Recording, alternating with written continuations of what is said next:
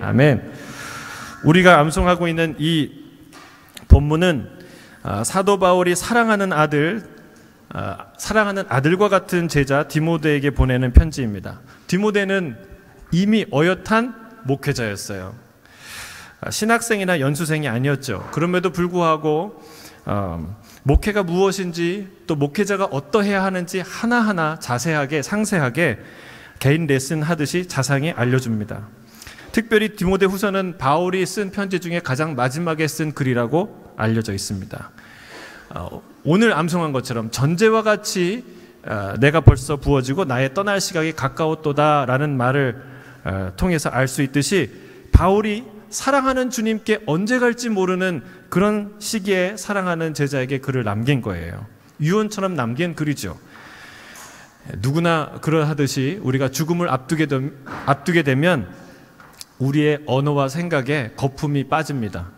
그래서 중요한 사람이 생각나고, 꼭 하고 싶은 말이 생각나고, 꼭 전해야 할 말이 떠오르게 되죠. 그래서 이 편지는 짧지만 아주 중요한 편지예요. 목회자는 어떤 마음으로 목회를 해야 되나? 성도는 어떻게 대해야 하나?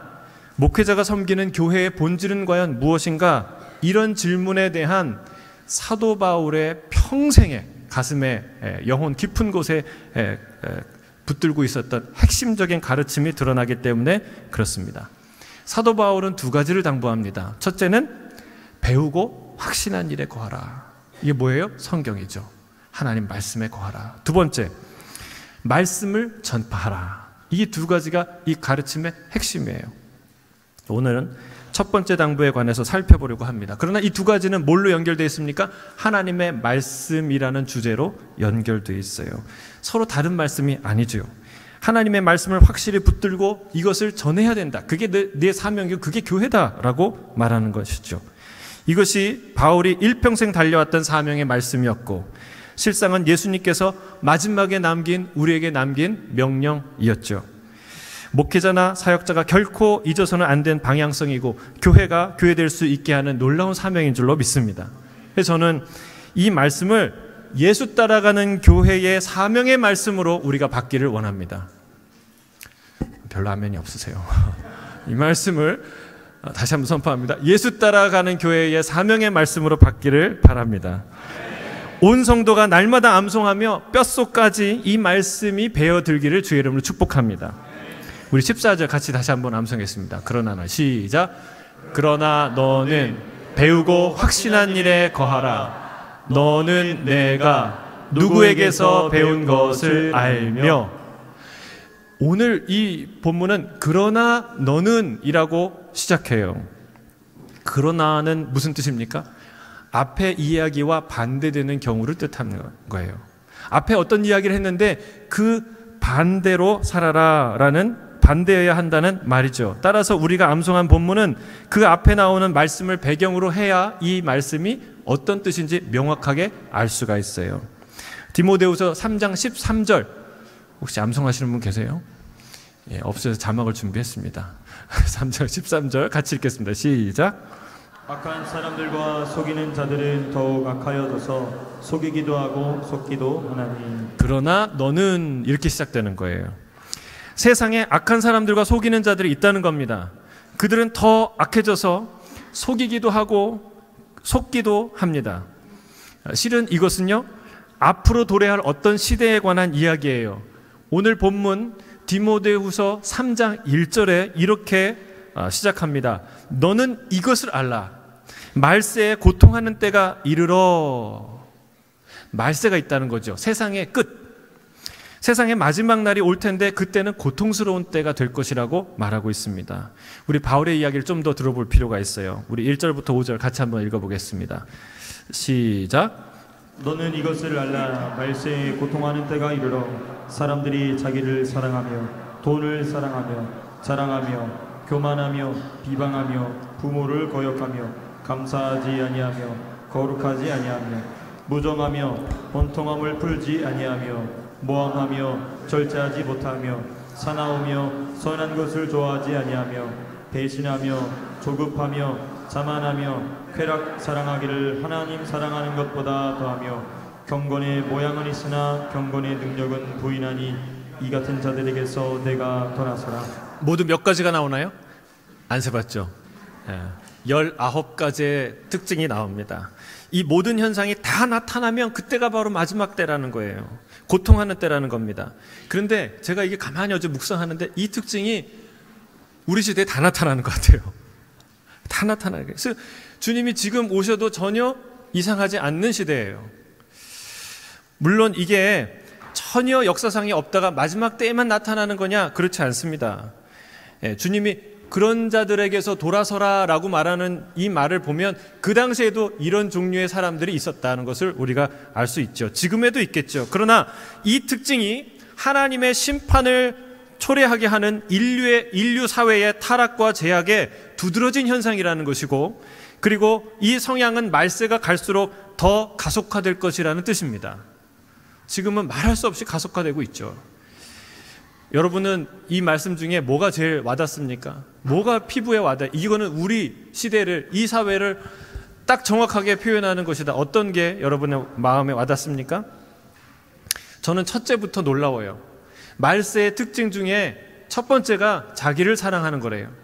그런데 여러분, 자기 사랑하는 거 좋은 거 아닙니까? 자기 사랑하면 행복해야 되지 않습니까? 근데 놀랍게도 자기를 사랑하는데 그게 고통이 된다는 거예요. 놀랍죠? 이게 세상의 아이러니입니다. 우리는 자기를 끔찍이 사랑하는 자가 남을 고통스럽게 만드는 것을 얼마든지 봅니다. 이기적이고 자기중심적인 태도는 남의 고통에 무감각하게 만드는 경향이 있죠. 그러나 그들의 고통은 곧 결국 자신에게 부메랑으로 돌아오게 됩니다. 진정한 사랑은, 진정한 자기 사랑은요, 하나님 안에서만 가능하다는 거예요. 그 외에도 두 번째로 무슨 특징이 있어요? 돈을 사랑한대요. 여러분, 이 시대처럼 모든 것이 다 돈으로 환산되는 시대가 또 어디 있습니까? 여러분, 돈이 나쁘다는 것 아닙니다. 돈을 사랑하는 것이 나쁘다는 것이죠. 돈이 중요하지만 돈보다 더 사랑하는 것들이 있어야 한다는 거예요.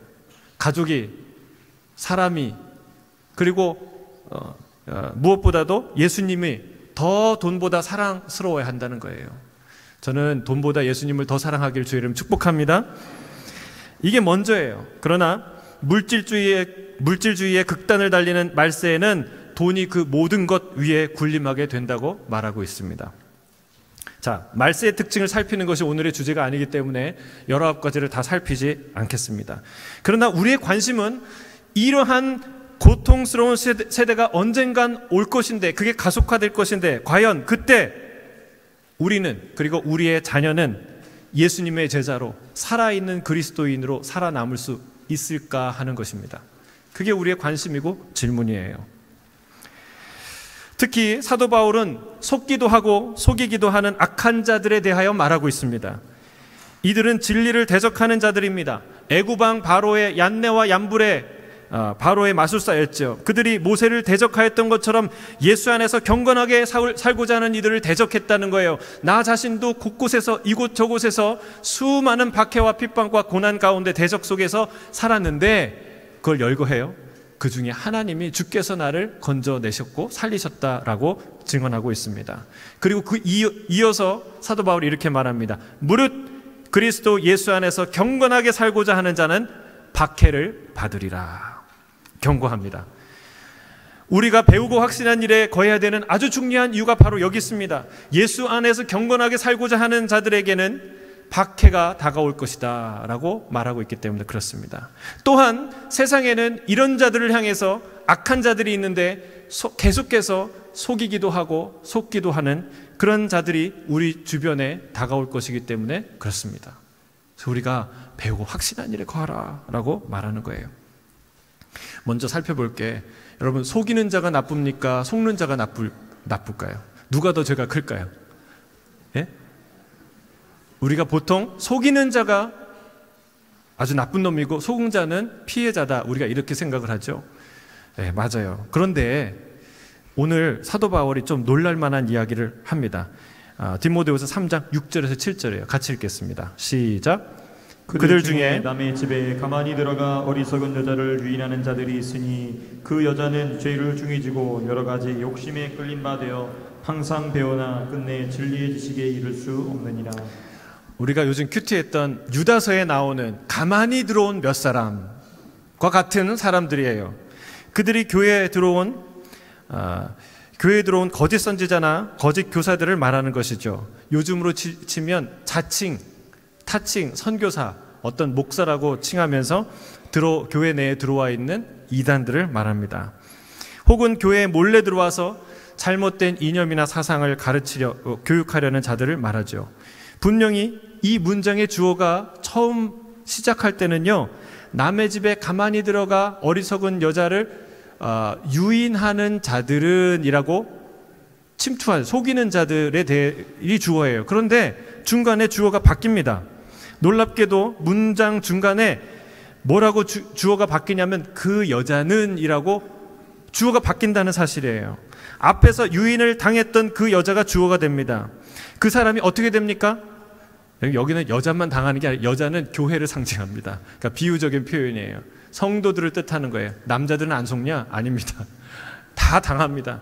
자, 그들은 어떻게 됩니까? 첫째는 죄를 중히 진다고 말하고 있어요. 그리고 두 번째는요, 여러 가지 욕심에 끌림 받아 항상 배우나 끝내 진리의 지식에 이르지 못하게 된다라고 말합니다. 여러분, 당연히 사람들을 유인하여 속이는 자가 더 중한 죄를 지겠죠.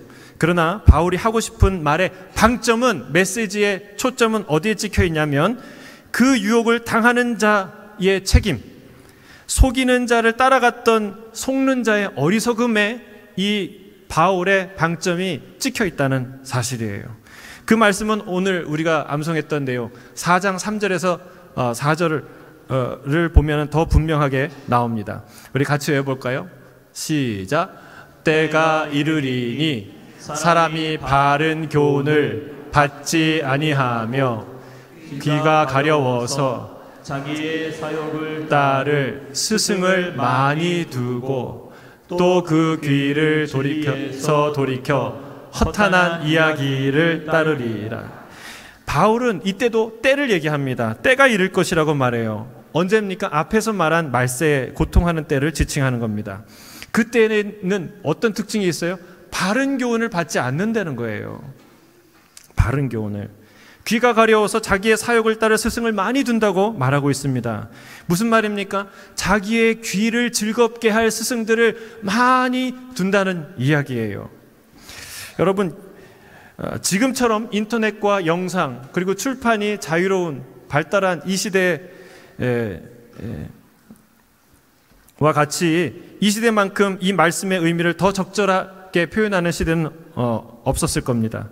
예전에는 직접 설교나 강의를 듣지 못했던 수많은 사람들의 강의를 안방에서, 길거리에서, 어디서나 듣지 않습니까?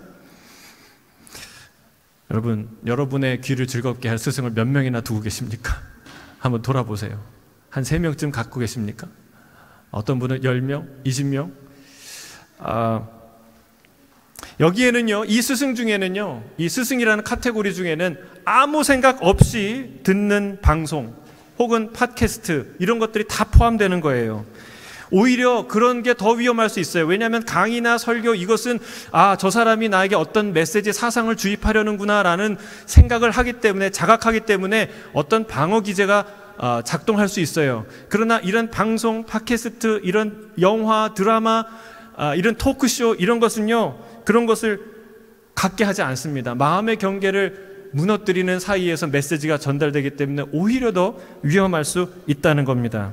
그런 의미에서 연예인이나 방송인이나 감독, 이런 사람들이 오늘 바울이 말하는 스승의 범주에 들어갈 수 있다는 것이죠. 무서운 것은, 우리가 경계해야 되는 것은 그들이 속이는 말로 우리의 영혼을 사냥한다는 거예요. 여러분, 내가 멀쩡히 두 눈 뜨고 귀 다 열고 생각을 많이 하면서 듣는데 설마 내가 속을까? 속는다는 거예요. 이게 유인한다는 건 끌고 간다는 게 아니라 스스로 그 말에 속아서 스스로 가는 거예요. 여러분, 하와가 억지로 그 선악과를 따서 억지로 먹었습니까? 자기가 따서 먹었죠. 그게 유인한다는 것이죠. 제가 사기는 아무나 당하나 어리석은 자들이 당하지, 저는 이렇게 생각했어요. 그런데 사기가 이런 것이구나를 깨달은 계기가 있었습니다. 제가 한국에서 일대를 하는 청년 중에 좋은 대학에 나온 사람이에요. 그리고 아주 유명한 회계법인에서 근무하는 형제예요. 똑똑한 형제, 젊은 형제인데 어느 날 얼굴이 좀 시무룩해요. 기도 제목이 있대요. 뭐냐고 물어보니까 보이스피싱을 당했다는 거예요. 아니, 회계법인에 다니는 분이 그래서 얼마나 피해봤냐, 2천만 원이 넘는 돈을 사기당한 거예요. 그래서 제가 속으로 예전에 이 어리석은 사람들 딱 들으면 보이스피싱 이거 안 느껴져요? 이 사람 속이는구나 이렇게. 근데 여기에 넘어가더라고요. 이게 어리석은 자들이 넘어가는 게 아니라 똑똑한 사람도 다 당할 수 있구나. 여러분 생각해 보세요. 우리가 다 아는 이단이에요. 그런데 거기 얼마나 멀쩡한 사람들이 다닙니까? 얼마나 번듯한 사람들이 다닙니까? 여러분 그게 현실이라는 거예요. 우리라고 예외일까요? 우리의 자녀라고 예외가 될 수 있을까요? 여러분 우리가 깨어 기도해야 돼요. 준비해야 돼요. 바울은요, 우리를 속이는 자들에 대해서 별로 관심이 없어요. 우리를 속이는 자들은 그들의 몫의 죄와 심판을 받게 되겠죠. 그러나 바울의 관심은 그들에게 아니라 그들에게 속아 넘어가는 성도들에게 관심이 있어요. 6절에서 말하는 어리석은 여자를 말합니다. 그래서 그 교회가 이 사도 바울의 관심사예요. 그가 여러 가지 욕심에 끌렸다고 말하고 있지 않습니까? 사기를 당하는 자는 왜 당할까요? 어리석어서가 아니라 욕심이 커서입니다. 사기를 당하는 이유는 우리 안에 있는 욕심 때문이죠. 사탄이 자꾸 그 욕심을 자극하는 거예요. 사탄이 하와 안에 있는 보암직하고 먹음직하고 그리고 탐스럽게 보이는 욕망을 계속해서 자극했어요. 그 결과가 무엇입니까? 항상 배우나 끝내 진리의 지식에 이르지 못하게 된다는 사실입니다. 이 얼마나 슬픈 인생이에요. 항상 배우는데, 열심히 배우는데 구원이 없는 지식이에요. 박식한데 헛똑똑이에요. 아무도 살릴 수가 없어요. 여러분 얼마나 안타까운 일이에요. 마치 바닷가에서 어린아이가 하루 종일 손바닥으로 바닷물을 담으려고 하는 것과 똑같지 않습니까?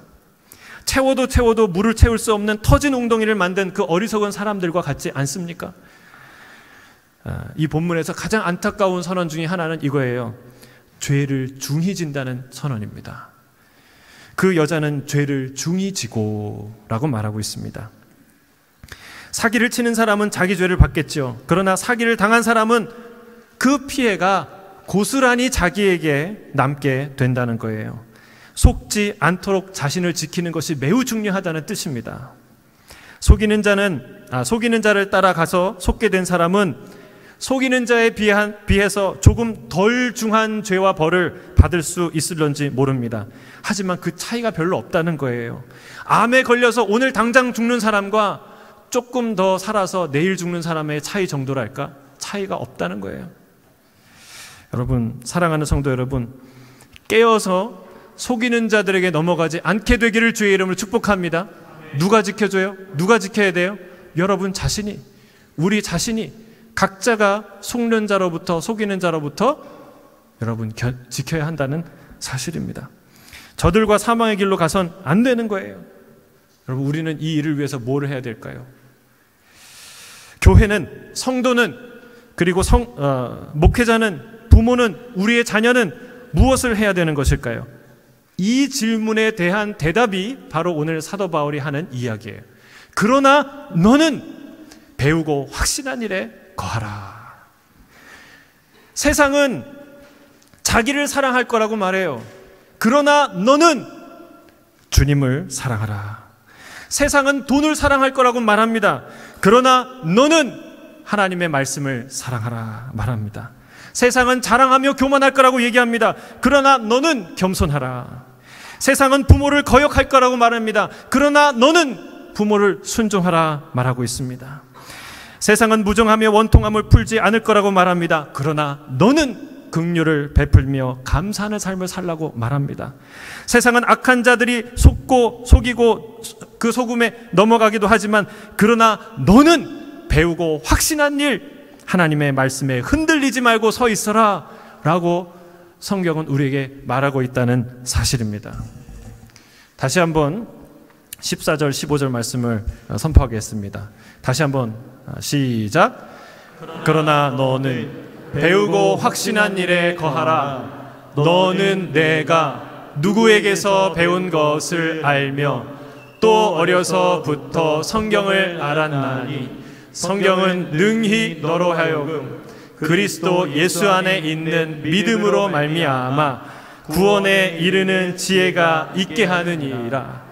배우고 확신한 일이란 하나님의 말씀, 성경을 말합니다. 여기서 우리는 성경에 대한 두 가지 사실을 알게 돼요. 배우고 확신한 일, 무슨 말이에요? 성경은 배워야 한다는 거예요. 두 번째, 성경은 확신해야 되는 거예요. 성경은 배워야 되는데 어떻게 배울 수 있습니까? 누군가 가르쳐야 배울 수 있습니다. 누군가 가르쳐야 배울 수 있어요. 물론 독학으로도 배우는 방법이 있죠. 그러나 사도 바울은 그 의미를 명확히 하기 위해서 이렇게 부연합니다. 너는 내가 누구에게서 배운 것을 알며 라고 얘기합니다. 이 말씀은 디모데후서 1장 5절에 언급한 말씀을 상기시키는 말씀이에요. 같이 읽겠습니다. 디모데후서 1장 5절 시작. 이는 내 속에 거짓이 없는 믿음이 있음을 생각함이라. 이 믿음은 먼저 내 외조모 로이스와 내 어머니 유니게 속에 있더니 내 속에 있는 줄을 확신합니다. 디모데 안에 있던 그 진실한 믿음은 어디서부터 온 겁니까? 할머니와 어머니로부터 이어받은 믿음이라는 사실이에요. 길에서 주운 게 아니에요. 물론 믿음이라는 게 주고받는 어떤 물건은 아니죠. 그러나 성경은 지속적으로 자녀에게 이 말씀을 가르치고 이 믿음을 전수하라고 말하고 있습니다. 성경을 가르치라고 계속해서 강조하고 있습니다. 심지어는 부지런히 자녀를 가르치는데 어느 정도요? 길에 갈 때든지 집에 앉았을 때든지 누워있을 때든지 일어날 때든지 이 말씀을 강론하라고 성경은 우리에게 부모들에게 명령하고 있습니다. 신앙전수의 중요성이 바로 여기 있는 것입니다. 하나님의 말씀이 어떻게 지금까지 보존되어 왔습니까? 어떻게 실천되어 왔습니까? 부모의 입에서 자녀에게로 또 자녀에게서 자녀에게로 그 전수가 되었다는 거예요. 바울은 어려서부터 성경을 알았나니 라고 말하고 있습니다. 성경은 언제 가르쳐야 될까요? 언제가 적기일까요? 어려서라는 거예요. 어려서 가르쳐야 돼요. 우리는 이렇게 생각해. 어렸는데 뭘 할까? 여러분, 모르니까 가르치죠. 좀 나중에 가르치지라고 생각하는 사람들은요, 다 타이밍을 놓칩니다. 항상 좋은 것은 먼저 해야 돼요. 지금 해야 돼요. 제가 더 바이블 얘기하면서 말씀했잖아요. 일이 많고 힘들지만 힘들어도 10장 읽은 거 한 장만이라도 읽으세요. 여러분, 그게 지금 해야 돼요. 중요한 길은 지금 가야 돼요. 애들 다 못 알아들을 텐데 다 알아들을 때 가르치지. 늦어요. 늦는다니까요. 반드시 후회해요. 여러분, 어렸을 때 가르쳐야 되는 거예요. 어렸을 때. 그러면 크면 끝났냐? 아니에요. 그때 가르쳐야 되는 몫이 있어요. 우리가 포기하면 안 돼요. 중요하니까 포기하지 않는 거예요. 하나님의 뜻이기 때문에, 하나님의 명령이기 때문에 포기하지 않는 것이죠. 말세에 고통하는 때에 우리 자녀가 속이는 자에게 속아 넘어가지 않기 위해 우리는 무엇을 해야 됩니까? 그들이 배우고 확신한 일에 서도록 도와야 해요. 그렇게 해야 됩니다. 그러기 위해서 말씀을 가르치는 일들을 해야 됩니다. 누가 가르쳐야 됩니까? 여러분, 누가 가르쳐야 돼요? 목사가? 전도사님이? 교사가? 교회가? 물론입니다. 당연히 그렇게 해야죠. 그런데 바울은 디모데가 누구에게서 이 믿음을 전수받았고 누가 이 어려서부터 성경을 알도록 했냐라고 말하는 거예요. 누구입니까? 어머니예요. 할머니도 엄마의 뿐이에요. 여러분, 부모가, 아버지가 자녀에게 성경을 가르치라고 성경은 말하고 있습니다. 제가 이번 주에 조정민 목사님의 책을 읽는데 깊이 공감하는 부분이 있었어요. 그 글 중에 이런 글이 있었어요. 학교 시스템의 폐해가 있는데 그 중에 하나는 뭐냐면 말씀을 직접 듣지 않고 남에게 들으려 하는 습성을, 그런 태도를 만들어준다는 거예요. 학교 교육이라는 게. 학교 시스템에 익숙해지면 학교가 다 알아서 가르쳐주고 진로 지도를 해주고 하겠거니 생각하게 된다는 거예요. 근데 이게 착각이죠. 착각입니다. 더구나 학교 교육이라는 것이 한 사회가 그 사회라는 이 시스템을 유지하기 위해서 그 필요한 것들을 가르치는 제도가 학교 교육이죠.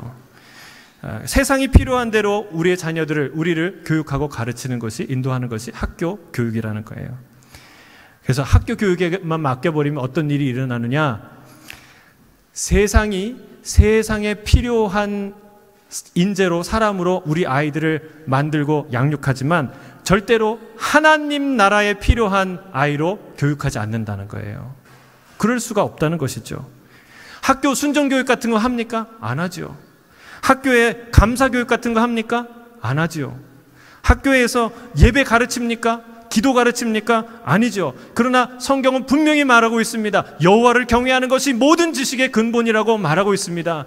내가 한 인간으로서 가정을, 그리고 이 사회를, 하나님을 섬기고 살아가는 가장 중요한 영적 지식을 여러분, 학교 교육은 가르치지 않는다는 거예요. 이걸 누가 가르칩니까? 그가 하나님 앞에서 살아가는 한 인간으로 가장 중요한 이 지식을 누가 가르쳐야 됩니까? 가정에서 부모가 가르쳐야 한다는 것이죠. 그래야 우리의 자녀들을 세상에 빼앗기지 않게 된다는 사실입니다. 사랑하는 우리 자녀 여러분, 정말 우리 자녀들이 우리랑 예배를 드리면서 함께 말씀을 알아가는 게 얼마나 소중한지 몰라요. 우리 지금 한 달 동안 말레이시아 여행을 간 예주가 주일날 목사님이 우리 축복화제에서 가르치는 성경 공부 내용을 뭘 가르치냐고 메일로 보내달라고 한대요. 거기서 그거 공부하고 싶다고. 별로 감동이 없으시네요. 여러분, 놀러 간 자리예요. 바캉스. 여러분, 한 달 동안 노는데 정신이 없는 우리 학생이 그 휴양지에서 목사님, 오늘 아이들이 뭘 배워요? 무슨 말씀 나눠요? 메일로 보내주세요. 전 너무너무 감사해요. 여러분, 여러분, 축복하자, 행복하자, 여러분, 저를 봐주세요. 그리고 여러분에게 당부드립니다. 여러분, 우리 한 가지 기억해야 될 게 있어요. 학교 교육은 여러분의 필요한 모든 것을 가르치는 곳이 아니라는 사실을 알아야 돼요.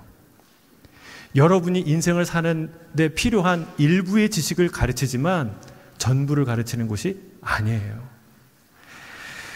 학교는요, 여러분이 인생에 필요한 중요한 지식은 누구한테서 배워야 되냐? 어디서 배워야 되냐? 가정이에요. 엄마예요. 아빠예요. 부모님이 이 현대적인 지식이 좀 모자랄 수 있어요. 여러분이 아는 거 일부는 모를 수 있어요. 그러나 여러분이 모르는 인생을 살아가는, 어떻게 사랑해야 되고, 어떻게 하나님을 경배해야 되고, 어떻게 예배해야 되는 그런 중요한 지식, 많은 실제적인 지식을 갖고 있는 분이 여러분의 엄마, 아빠예요. 부모님이에요. 여러분, 그 소중한 분을 그냥 용돈 주는 기계로, 밥이나 해주는, 도시락이나 싸주는 분으로 여기지 않게 되길 주님 축복합니다. 여러분의 손해예요. 손해. 여러분의 인생의 가장 중요한 스승이 여러분의 부모예요. 여러분의 특징을, 개개인의 특징을 누구보다 잘 알고, 그리고 여러분을 가장 사랑하고, 그리고 여러분이 필요한 것이 무엇인지 잘 알고, 그리고 언제든 질문할 수 있고 어디서든 질문할 수 있는 여러분에게 선물로 주어진 인생의 가장 큰 선생님이 누구예요? 아빠, 엄마라는 사실이에요. 그걸 꼭 기억하시길 바랍니다. 사랑하는 성도 여러분, 자녀를 가르치라는 것이, 부지런히 가르치라는 것이 쉴 새 없이 잔소리하라는 말입니까? 아닙니다. 잔소리를 쏟아부으라는 말이 아닙니다. 자녀를 내 마음대로 조종하라는 뜻도 아닙니다. 아이들은 누구의 소유입니까? 하나님의 소유예요. 내가 못 들어간 대학 가게 하고, 내가 못 이룬 인생을 이루게 하는 그런 대리만족하는 도구가 아닙니다. 단지 하나님께서 나에게 이 소중한 자녀를 돌보고 양육하고 가르칠 기회를 우리에게 주셨을 뿐입니다. 이것은 결코 쉬운 일은 아니지만 영광스러운 일이고 놀라운 기쁜 일이에요.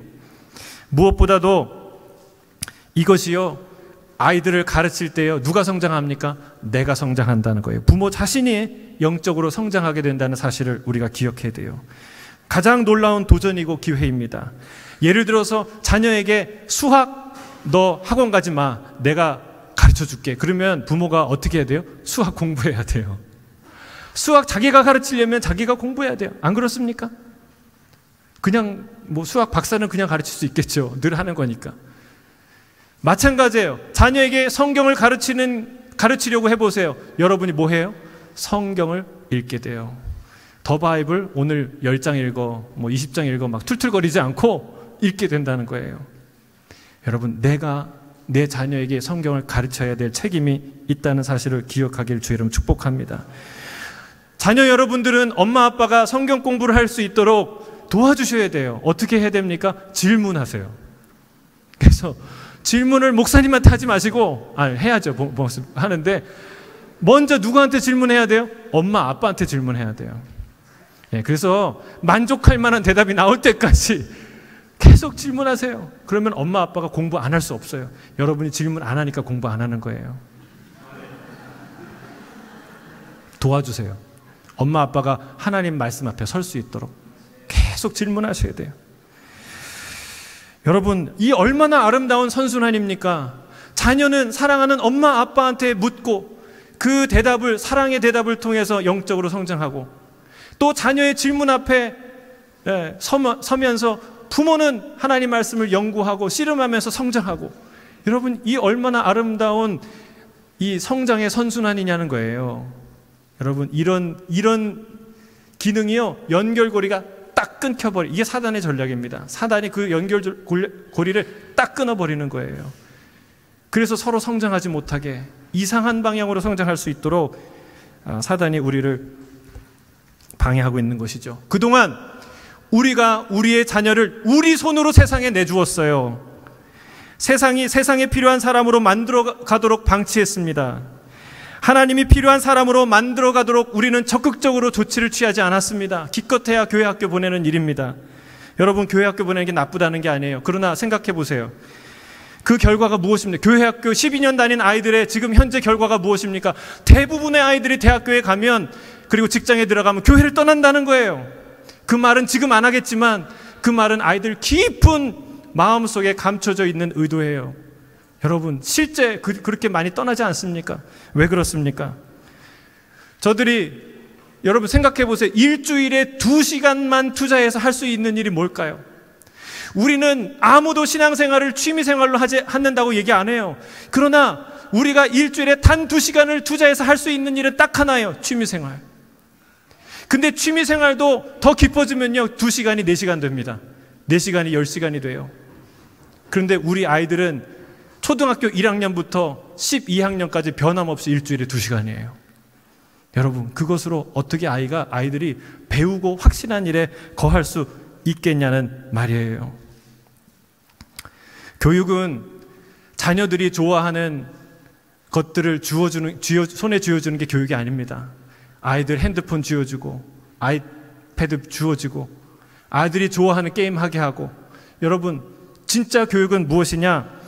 아이들에게 좋은 것, 그 아이의 영혼과 인생에게 좋은 것을 좋아하게 만드는 지속적인 노력이 바로 교육입니다. 여러분, 아이에게 필요한 약이 있다면 무슨 수를 써서도 먹이지 않겠습니까? 그 약이 이 아이 건강에 결정적인 거라면 무슨 수를 써서도 먹이지 않겠습니까? 여러분, 아이가 울면서 먹기 싫어한다고 할지라도 어르고 달래고 그리고 설득하고 협상을 해서라도 먹이지 않겠습니까?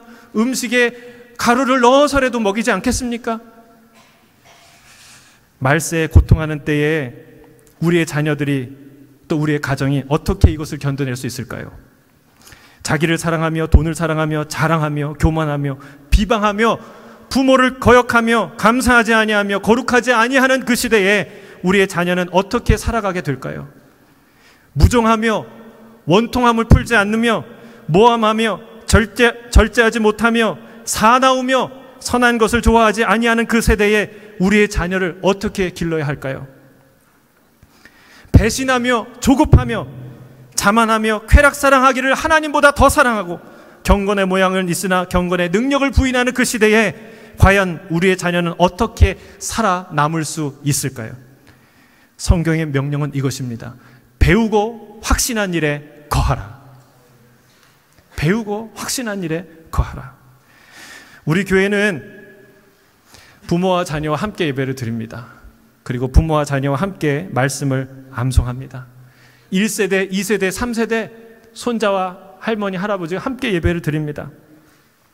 여러분 기억하세요. 사단의 전략은 보이지 않는 이 강력한 영적 고리들을 끊어내는 게 사단의 전략이라는 것이에요. 이 지금의 교회를 보십시오. 온 가족이 다 한꺼번에 교회는 오기는 와요. 오는데 각각 다 흩어집니다. 남전도회, 여전도회, 성인과 청년부, KM과 EM, 그리고 부모와 자녀, 학년과 학년이 다 나눠집니다. 서로 섞이지 않습니다. 서로 문화가 다릅니다. 부르는 찬양이 다르고 사용하는 언어가 다릅니다. 여러분 같을 수는 없겠죠. 같은 예배를 드리는 사람도 우리는 100% 서로의 경험을 다 공유할 수 없어요. 문제는 무엇이냐? 지금의 교회는 세대와 세대가 영적으로 공유하는 부분이 0%에 가깝다는 게 위기입니다. 문제입니다. 언어도 찬양도 말씀도 영적 경험도 하나도 공유하지 않는 그런 시대가 위기라는 거예요. 문제의 핵심이라는 것이죠. 그렇게 해서는 다음 세대들이 배우고 확신한 일에 거할 수가 없습니다.